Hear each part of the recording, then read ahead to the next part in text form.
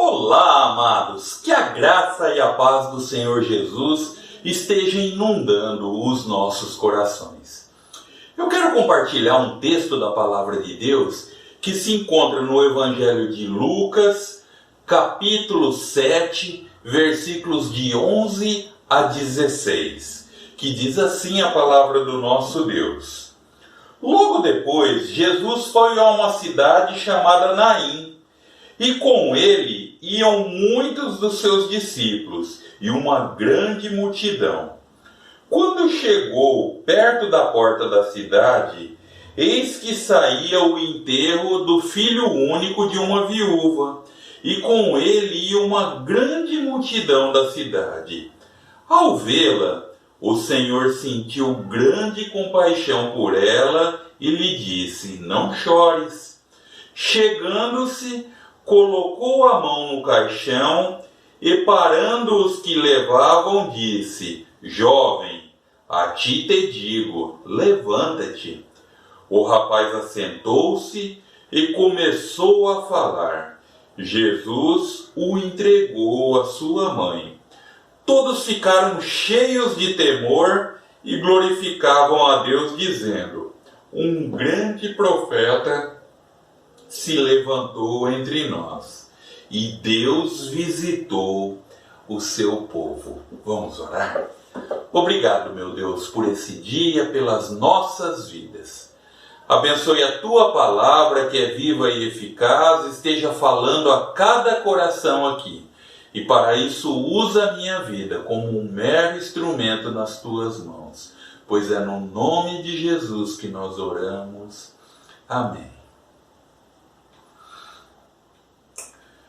Não existe nada mais aterrorizante por ser humano do que a morte. Não existe nada que causa mais medo para o ser humano do que a realidade da sepultura. Pois quando ela chega sem avisar, e infelizmente, você não sabe o dia e você não sabe a hora que ela vem. E quando vem, ela leva pobre e leva o rico. Ela leva o sábio e leva o ignorante. Ela leva o valente e leva o covarde. Ela leva os doentes e também os saudáveis. E às vezes eu me pergunto como lidar com a realidade da sepultura. O texto que nós lemos nos fala a respeito de um funeral. Fala a respeito de um enterro, de um cortejo que estava seguindo, que se tratava do filho único de uma viúva. Imaginem a dor dessa mulher. Sem marido, sem família, sem sustento, sem dignidade, anestesiada pela tristeza, atordoada pela dor. Acredito que se tivesse lágrimas, choraria. Se ela tivesse fé, naquele momento ela oraria. Mas para uma mãe, ainda uma viúva, está enterrando seu único filho, eu acredito que fé e lágrimas estavam em pouco estoque na sua vida. E uma dura realidade que quando nós encaramos o luto ou uma adversidade parecida, a nossa definição sobre Deus é desafiada.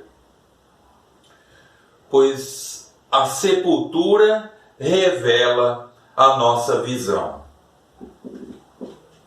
Normalmente, nós queremos ou preferimos pensar que a presença da morte significa a ausência de Deus. Mas não é isso que a Bíblia nos ensina. Não é isso que a Bíblia nos fala a respeito de Deus. Achamos que se o corpo não foi curado, Deus não estava por perto. Aí eu pergunto, seria a cura a única maneira de Deus demonstrar a sua presença? Lamentavelmente achamos que sim.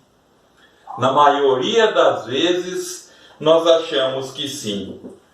E como resultado, Deus não responde a oração pela cura e ficamos bravos. Aí a culpa começa a substituir a crença. Se o Senhor estivesse aqui, o meu irmão não teria morrido. Não foi o que Marta disse a Jesus, Marta, irmã de Lázaro?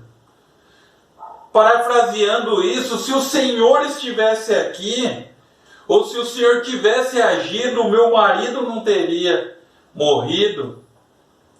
Se o Senhor tivesse feito o que é certo, meu filho ainda estaria vivo.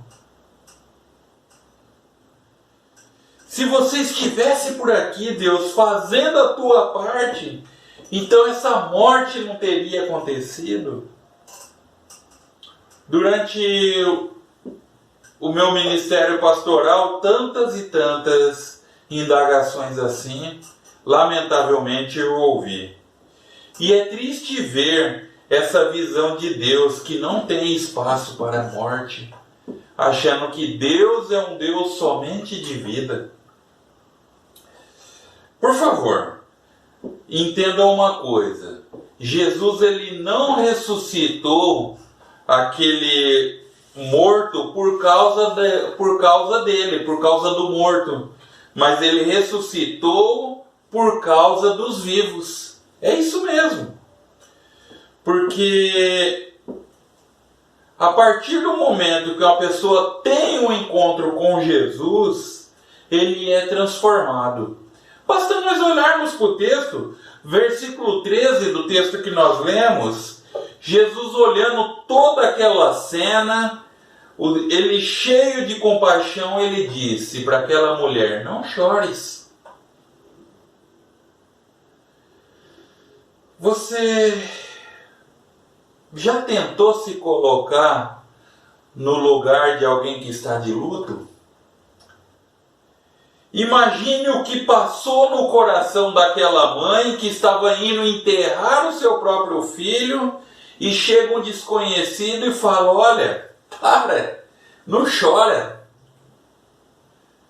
Talvez no seu coração ela pensou, não chore, mas isso aqui é um funeral, não chore, é o meu filho que está morto dentro desse caixão, não chore.